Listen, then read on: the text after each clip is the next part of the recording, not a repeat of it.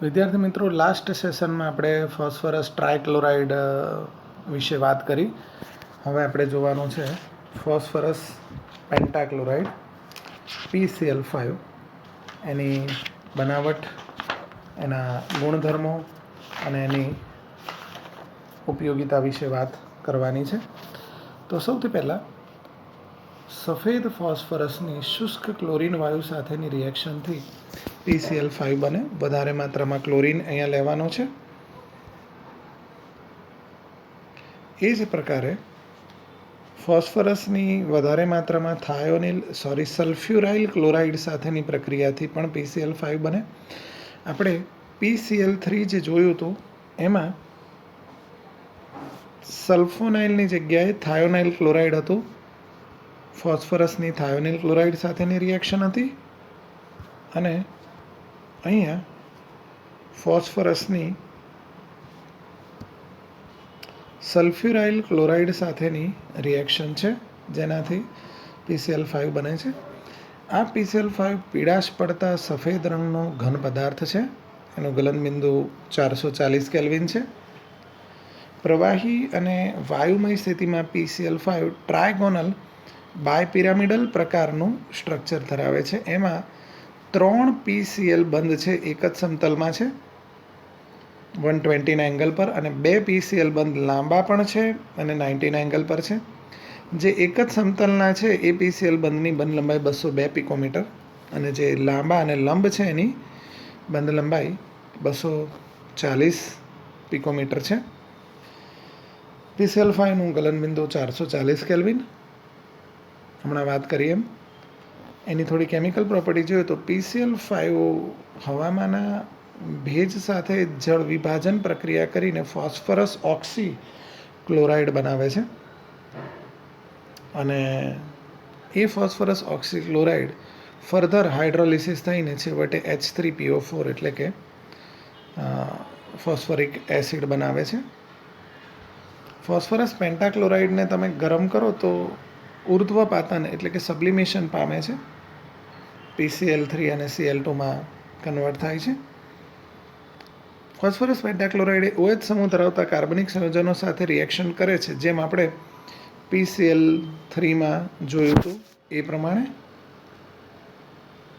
અહીંયા જોઈ શકાય છે એસિટિક એસિડ સાથે PCl5 રિએક્શન કરે તો એસિટાઇલ ક્લોરાઇડ, ફોસ્ફરસ ઓક્સીક્લોરાઇડ અને HCl મેળવી શકાય.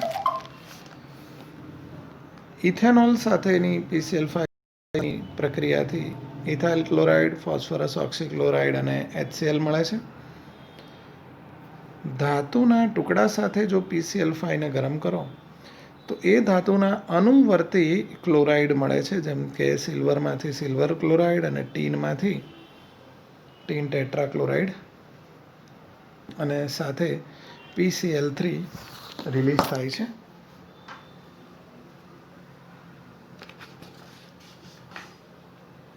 હમણાં વાત કરી એમ 3 PCl બંધ 120 એંગલ પર અને 2 PCl બંધ લાંબા હોય છે, એ 90 એંગલ પર હોય છે.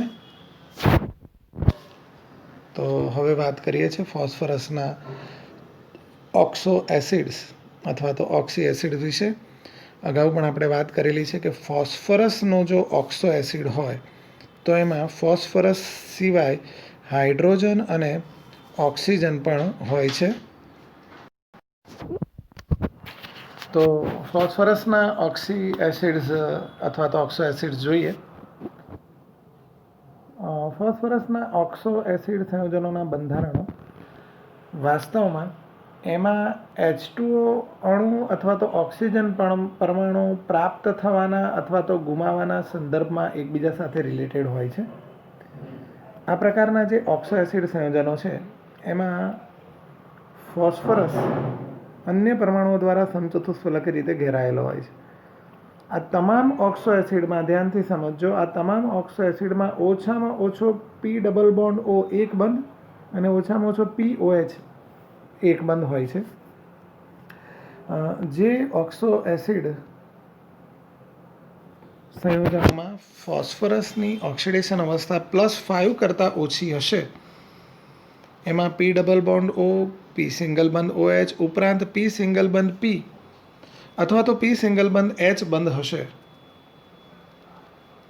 પરંતુ બંને બંધ એક સાથે નહીં હોય.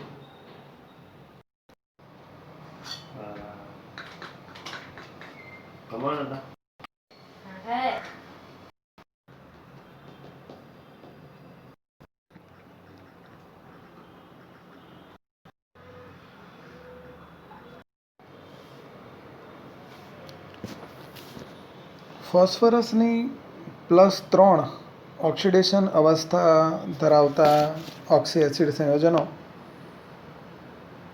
+3 કરતાં ઊંચી અને +3 કરતાં નીચી ઓક્સિડેશન અવસ્થાઓમાં વિષમીકરણ પામવાની વૃત્તિ ધરાવે છે. દાખલા તરીકે ફોસ્ફરસ એસિડ, એમાંથી ફોસ્ફોરિક એસિડ અને ફોસ્ફીન બને છે. તો આપણે જોઈએ અહીંયા ફોસ્ફરસ એસિડમાં ફોસ્ફરસની ઓક્સિડેશન અવસ્થા +3 છે, ફોસ્ફોરિકમાં +5 અને ફોસ્ફીનમાં -. જો ઓક્સો એસિડ સંયોજનોમાં pH બંધ હોય તે પ્રબળ રિડક્શન કરતા કહેવાય, કારણ કે pH બંધમાં હાઇડ્રોજનની વિદ્યુત ઋણતા 2.20 અને ફોસ્ફરસની 2.19 છે. એટલે હાઇડ્રોજનની વિદ્યુત ઋણતા થોડીક વધારે છે, એટલે અહીંયા હાઇડ્રોજન નેગેટિવ ચાર્જ ધારણ કરે અને ફોસ્ફરસ એની કમ્પેરમાં પોઝિટિવ ચાર્જ ધારણ કરે. વળી Hની -1 ઓક્સિડેશન અવસ્થા ધરાવતા સંયોજનો પ્રબળ રિડક્શન કરતા પણ હોય છે. આમ હાઇપોફોસ્ફરસ એસિડ એટલે કે H3PO2 એ 2 pH બંધ ધરાવે છે, એટલે એક સારો રિડક્શન કરતા કહી શકાય. અને એ AgNO3નું Agમાં રિડક્શન પણ કરે છે. અહીંયા જોઈ શકીએ છીએ આપણે H3PO2 દ્વારા AgNO3માંથી Ag મળે છે. આમાં જે pH બંધો હોય છે H3PO2માં, એ pH બંધો આયનીકરણથી H+ નહીં આપે અને બેઝિકતામાં બી કોઈ ભૂમિકા ભજવતા નથી. માત્ર તે જ H પરમાણુ કે જે POH સ્વરૂપમાં ઓક્સિજન મારફતે ફોસ્ફરસ સાથે જોડાયેલા હોય એ જ ઇઝીલી રિલીઝ થાય અને બેઝિકતા ક્રિએટ કરતા હોય છે. વિદ્યાર્થી મિત્રો, હવે જોઈએ ફોસ્ફરસના કેટલાક જાણીતા ઓક્સો એસિડ સંયોજનો. હાઇપોફોસ્ફરસ એસિડ સૌથી પહેલાં જોઈએ, અથવા તો ફોસ્ફેનિક એસિડ. ફોર્મ્યુલા છે એની H3PO2. એમાં ફોસ્ફરસની ઓક્સિડેશન અવસ્થા +1 છે. બંધારણ એનું જોઈ લો. P ડબલ બોન્ડ O 1 બંધ, PH સિંગલ બંધ 2 અને POH સિંગલ બંધ 1 હોય છે. અહીંયા એક જ હાઇડ્રોજન એવો છે કે જે ઓક્સિજન મારફતે ફોસ્ફરસ સાથે એટેચ થયેલો છે, જ્યારે બાકીના 2 હાઇડ્રોજન ડાયરેક્ટલી એટેચ છે, એટલે દૂર નહીં થઈ શકે, એટલે એને મોનોબેઝિક એસિડ કહેવાય.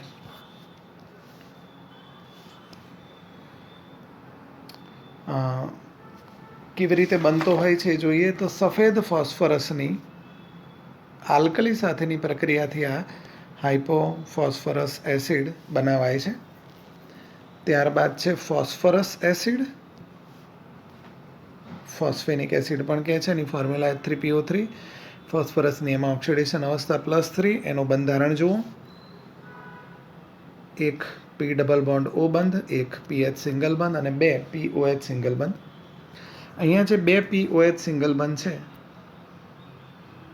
એમાંના હાઇડ્રોજન એ ઓક્સિજન મારફતે ફોસ્ફરસ સાથે જોડાયેલા છે, એટલે ઇઝીલી દૂર થઈ શકે, એટલે 2 પ્રોટોન રિલીઝ થાય, એટલે એને ડાયબેઝિક એસિડ કહેવાય. કેવી રીતે એ બને છે જોઈ લઈએ. P2O3 ફોસ્ફરસ ટ્રાયોક્સાઇડના જળ વિભાજનથી ફોસ્ફરસ એસિડ મેળવી શકાય છે. ત્યારબાદ ઓર્થોફોસ્ફોરિક એસિડ, સૂત્ર છે H3PO4. 3 POH બંધ અને 1 P ડબલ બોન્ડ O બંધ. એમાં ફોસ્ફરસની ઓક્સિડેશન સ્ટેટ +5. બંધારણ છે એનું 1 P ડબલ બોન્ડ O બંધ અને 3 POH સિંગલ બંધ. અહીંયા 3 હાઇડ્રોજન O મારફતે P સાથે જોડાયા છે, એટલે એટલું પ્રબળતાથી જોડાણ ના હોય તો ઇઝીલી દૂર કરી શકાય, એટલે એ ટ્રાયબેઝિક એસિડ કહેવાશે. બનાવટ જોઈ લઈએ. ફોસ્ફરસ પેન્ટોક્સાઇડની પાણી સાથેની પ્રક્રિયા એટલે કે જળ વિભાજનથી બનશે. હવે લઈએ પાયરોફોસ્ફોરિક એસિડ, H4P2O5, ફોસ્ફરસની ઓક્સિડેશન અવસ્થામાં +3. બંધારણ જોઈએ તો 2 P ડબલ બોન્ડ O બંધ, 2 PH સિંગલ બંધ, 2 POH સિંગલ બંધ અને 1 POP બંધ, એટલે કે 2 PO બંધ એની અંદર છે. અહીંયા તમે જોઈ શકો છો કે 2 હાઇડ્રોજન એવા છે કે જે O મારફતે P સાથે જોડાયેલા છે, એટલે ઇઝીલી દૂર થઈ શકે. તો એને પણ આપણે ડાયબેઝિક એસિડ કહીશું. એની બનાવટ જોઈ લઈએ. ફોસ્ફરસ ટ્રાયક્લોરાઇડ અને ફોસ્ફરસ એસિડ અને પાણી એમાંથી બની જશે. તો અહીંયા જોયું પાયરોફોસ્ફરસ એસિડ H4P2O5ની બનાવટ. હવે જોઈએ છે હાઇપોફોસ્ફોરિક એસિડ H4P2O6, એમાં ફોસ્ફરસની ઓક્સિડેશન સ્ટેટ +4. બંધારણ એનું જોઈ લઈએ તો 2 P ડબલ બોન્ડ O બંધ, 4 POH બંધ અને 1 PP સિંગલ બંધ. તો અહીંયા 4 હાઇડ્રોજન એ ઓક્સિજન મારફતે ફોસ્ફરસ સાથે એટેચ છે, એટલે ઇઝીલી દૂર થઈ શકે, એટલે એ ટેટ્રા બેઝિક એસિડ અથવા તો એને પોલીબેઝિક એસિડ કહીશું.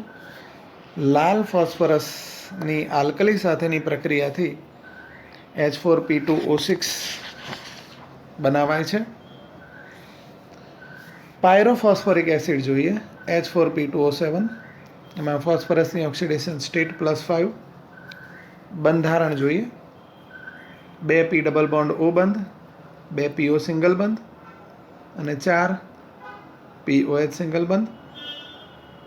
અહીંયા પણ ટેટ્રા બેઝિક એસિડ થશે કારણ કે 4 POH બંધ છે, એટલે એના હાઇડ્રોજન ઇઝીલી રિલીઝ થઈ શકે. બનાવટ જોઈ લઈએ એની. H3PO4 માંથી H4P2O7. ત્યારબાદ મેટાફોસ્ફોરિક એસિડ અથવા poly metaphosphoric acid HPO3 n times, એ પોલિમેરિક સ્વરૂપમાં જ અસ્તિત્વ ધરાવે છે. એમાં પણ ફોસ્ફરસની ઓક્સિડેશન સ્ટેટ +5. એનું સ્ટ્રક્ચર જોઈ લઈએ તો એમાં HPO3 વારંવાર રિપીટેશન થાય છે, એટલે એને HPO3 n ટાઈમ્સ કીધું છે. એમાં જો n = 3 લઈ લઈએ તો HPO3 થ્રાઇસ થશે. એને સાયક્લોમેટા ટ્રાયફોસ્ફોરિક એસિડ કહીએ છીએ. એમાં 3 POH બંધ, 3 P single double bond O બંધ અને POP સિંગલ બંધ હોય છે. બનાવટ ફોસ્ફરસ એસિડ અને બ્રોમિનને બંધ નળીમાં ગરમ કરીને HPO3 થ્રાઇસ મેળવી શકાય છે. વિદ્યાર્થી મિત્રો, સમૂહ 16ના તત્વો વિશે થોડી નજર કરીએ. સમૂહ 16ના તત્વોમાં ઓક્સિજન, સલ્ફર, સેલેનિયમ, ટેલ્યુરિયમ, પોલોનિયમ અને લિવરમોરિયમ LV છે. આ સમૂહનું નામ ચાલ્કોજન પણ અપાય છે. એ પિત્તળ માટે ગ્રીક ભાષાનો શબ્દ છે, એના પરથી ઉતરી આવેલો છે.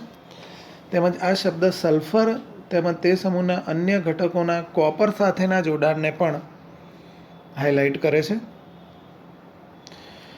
મોટાભાગની કોપર ખનિજોમાં ક્યાં તો ઓક્સિજન અથવા સલ્ફર અને મોટે ભાગે આ સમૂહના અન્ય સભ્યો એટેચ હોય છે.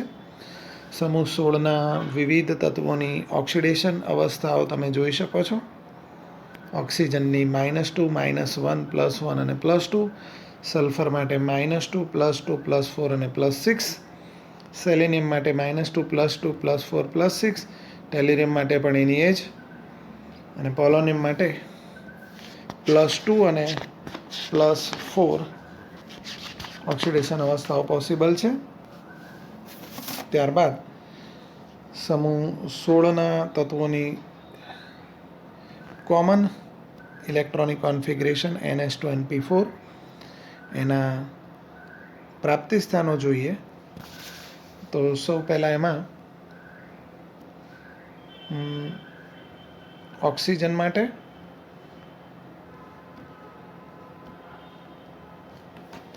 ઓક્સિજન પૃથ્વી પર સૌથી વધુ પ્રમાણમાં મળી આવતું તત્વ છે. પૃથ્વીના પોપડામાં વજનથી 46.6%, 46.6%, તથા સૂકી હવામાં કદથી 20.946%. સલ્ફરની વાત કરીએ, પૃથ્વીના પોપડામાં વજનથી 0.03 થી 0.1%. જીપ્સમ, ઇપ્સમ સોલ્ટ, બેરાઇટ જેવા સલ્ફેટ સંયોજનો અને ગેલિના, ઝિંક બ્લેન્ડ અને કોપર પાયરાઇટ જેવા સલ્ફાઇડ સંયોજનો સ્વરૂપે મળે. ઈંડા, પ્રોટીન, લસણ, ડુંગળી, વાળ અને ઊનમાં રહેલા કાર્બનિક પદાર્થોમાં પણ સલ્ફર હોય. સેલેનિયમ સેલેનાઇડ સંયોજનો સ્વરૂપે મળે, સલ્ફાઇડ ખનિજ સ્વરૂપે. ટેલ્યુરિયમ ટેલ્યુરાઇડ સંયોજનો સ્વરૂપે, સલ્ફાઇડ ખનિજ રૂપે. પોલોનિયમ એ થોરિયમ અને યુરેનિયમ ખનિજના ક્ષયથી મળે છે. લિવરમોરિયમ વિશે જોઈએ. સંશ્લેષિત રેડિયોએક્ટિવ તત્વ 116Lv232 દ્વારા દર્શાવાય. એની electronic configuration radon complete 5F14 6D10 7S2 7P4. એનું ઉત્પાદન ખૂબ ઓછા પ્રમાણમાં થાય છે અને ખૂબ જ ટૂંકો અર્ધાયુષ્ય સમય 1 સેકન્ડ કરતાં પણ નાનો ધરાવે છે. એના લીધે એનો અભ્યાસ ખૂબ જ મર્યાદિત થઈ શક્યો છે અત્યાર સુધી.